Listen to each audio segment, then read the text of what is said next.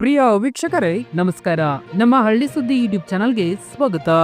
ದೀಪಾವಳಿ ಹಬ್ಬಕ್ಕೆ ಕೇಂದ್ರದ bumper good news. ಹೌದು, ಪಿಎಂ ಕಿಸಾನ್ ಸನ್ಮಾನ್ ನಿಧಿ ಯೋಜನೆಯ 21ನೇ ಕಂತಿನ 2,000 ರೂಪಾಯಿ ಹಣ ಈ ದಿನ ಜಮಾ ಆಗಲಿದೆ. ಹೌದು, ಹಾಗಾದ್ರೆ ಯಾವಾಗ ಜಮಾ ಆಗಲಿದೆ, ಎಷ್ಟು ಜಮಾ ಆಗಲಿದೆ ಎಲ್ಲವನ್ನು ಕೂಡ ಈ ವಿಡಿಯೋದಲ್ಲಿ ತಿಳಿಸ್ಕೊಡ್ತಾ ಹೋಗ್ತೀವಿ.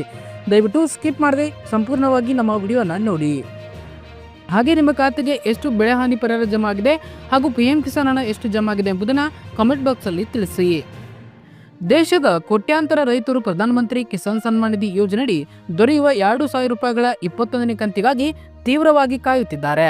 ಈ ಕೇಂದ್ರ ಸರ್ಕಾರದ ಯೋಜನೆಯು ರೈತರಿಗೆ ಆರ್ಥಿಕ ಬೆಂಬಲ ನೀಡುವಲ್ಲಿ ಪ್ರಮುಖ ಪಾತ್ರ ವಹಿಸಿದೆ. ಕೆಲವು ರೈತರು ಈಗಾಗಲೇ ತಮ್ಮ ಕಂತಿನ ಹಣವನ್ನು ಸ್ವೀಕರಿಸದಿದ್ದರೂ ಬಹುಪಾಲು ರೈತರು ಇನ್ನೂ ತಮ್ಮ ಬ್ಯಾಂಕ್ ಖಾತೆಗಳಿಗೆ ಹಣ ಜಮಾ ಆಗುವುದನ್ನು ಎದುರು ನೋಡುತ್ತಿದ್ದಾರೆ.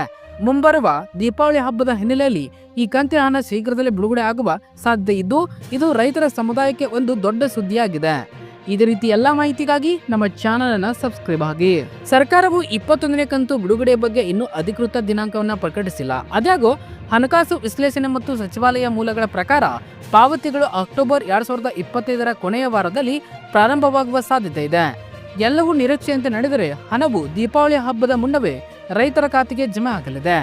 ಇತ್ತೀಚೆಗೆ ಪಂಜಾಬ್, ಹಿಮಾಚಲ ಪ್ರದೇಶ ಮತ್ತು ಉತ್ತರಾಖಂಡದಂಥ ರಾಜ್ಯಗಳಲ್ಲಿ ಸಂಭವಿಸಿದ ಪ್ರವಾಹದಿಂದಾಗಿ ಬೆಳೆಗಳಿಗೆ ತೀವ್ರ ನಷ್ಟ ಉಂಟಾಗಿದೆ. ಈ ರೈತರಿಗೆ ತಕ್ಷಣದ ಪರಿಹಾರ ನೀಡುವ ಉದ್ದೇಶದಿಂದ ಸರ್ಕಾರವು ಈಗಾಗಲೇ ಈ ಪ್ರದೇಶಗಳ ಸುಮಾರು 27 ಲಕ್ಷ ರೈತರಿಗೆ ವಿಶೇಷ ಪರಿಹಾರ ಕ್ರಮವಾಗಿ 21ನೇ ಕಂತನ್ನು ಮೊದಲೇ ವರ್ಗಾಯಿಸಿದೆ.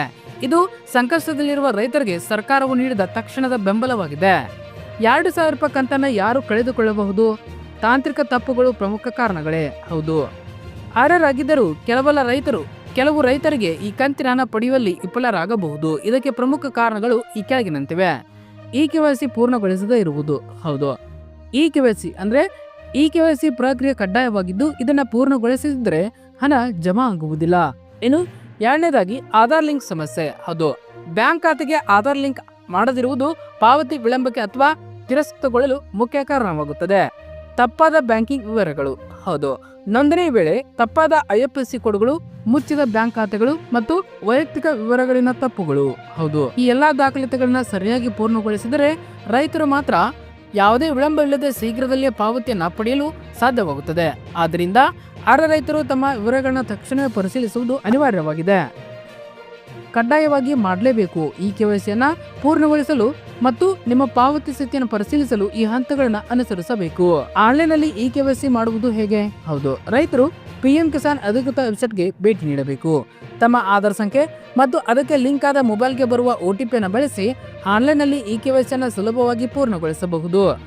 ಆಫ್ಲೈನ್ ಈ KYC. ಹೌದು, ಇಂಟರ್ನೆಟ್ ಸೌಲಭ್ಯ ಇಲ್ಲದವರು ತಮ್ಮ ಸಮೀಪದ CSC ಕೇಂದ್ರಗಳಿಗೆ ಹೋಗಿ, ಅಂದರೆ ಸಾಮಾನ್ಯ ಸೇವೆ ಕೇಂದ್ರಕ್ಕೆ ಹೋಗಿ ಅಥವಾ ಬ್ಯಾಂಕ್ಗಳಿಗೆ ಭೇಟಿ ನೀಡಿ ಬಯೋಮೆಟ್ರಿಕ್ ಆಧಾರಿತ ಈ KYCಯನ್ನು ಮಾಡಬಹುದು. ಫಲಾನುಭವಿ ಸ್ಥಿತಿ ಪರಿಶೀಲನೆ. ಹೌದು, ನೀವು ಪಾವತಿ ಪಡೆಯುತ್ತೀರಾ ಅಥವಾ ಇಲ್ಲವೇ ಎಂದು ಖಚಿತಪಡಿಸಿಕೊಳ್ಳಲು ಪಿಎಂ ಕಿಸಾನ್ ವೆಬ್ಸೈಟ್ಗೆ ಹೋಗಿ ಫಲಾನುಭವಿ ಸ್ಥಿತಿ ವಿಭಾಗದಲ್ಲಿ ನಿಮ್ಮ ಆಧಾರ್ ಸಂಖ್ಯೆ ಅಥವಾ ಮೊಬೈಲ್ ಸಂಖ್ಯೆಯನ್ನು ನಮೂದಿಸಿ ಪರಿಶೀಲಿಸಿ. ನಿಮ್ಮ ಹೆಸರು ಫಲಾನುಭವಿಗಳ ಪಟ್ಟಿಯಲ್ಲಿ ಕಾಣಿಸಿಕೊಂಡ್ರೆ ನೀವು 2,000 ರೂಪಾಯಿ ಹಣ ಪಡೆಯಲು ಖಚಿತವಾಗಿ ಅರ್ಹರಾಗಿರುತ್ತೀರಿ. ಹಾಗಾದರೆ ಆ ಅರ್ಹರ ಪಟ್ಟಿಯಲ್ಲಿ ನಿಮ್ಮ ಹೆಸರನ್ನು ಚೆಕ್ ಮಾಡಿಕೊಳ್ಳುವುದು ಹೇಗೆ? ಹೌದು, ಮೊದಲಾಗಿ ನಮ್ಮ ಡಿಸ್ಕ್ರಿಪ್ಷನ್ ಬಾಕ್ಸಲ್ಲಿ ಲಿಂಕ್ ಅನ್ನು ಕೊಟ್ಟಿರ್ತೇವೆ. ಆ ಲಿಂಕ್ ಮೇಲೆ ಕ್ಲಿಕ್ ಮಾಡಬೇಕು.